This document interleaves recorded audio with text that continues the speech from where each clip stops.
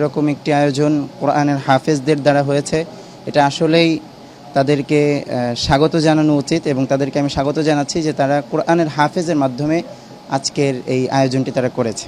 মোবাইলের বিষয়ে আপনাদের প্রয়োজন হলে আপনারা সিপিআরে আসবেন। ভালো যেখানে থাকবে সেখানে অবশ্যই মানুষ আসবে, ভরসা রাখতে হবে মানুষের মনে।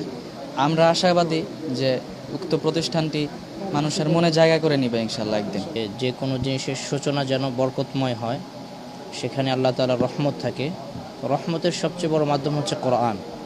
তো হাফেজ কোরআনদেরকে দিয়ে, আলেমদেরকে দিয়েই উদ্বোধন করা উচিত।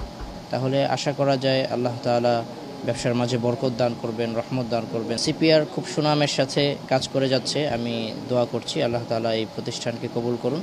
এটার যত শাখা আছে, আজকে যেই শাখা উদ্বোধন হয়েছে, এছাড়াও যত শাখা আছে সবগুলোকে আল্লাহ কবুল করেন।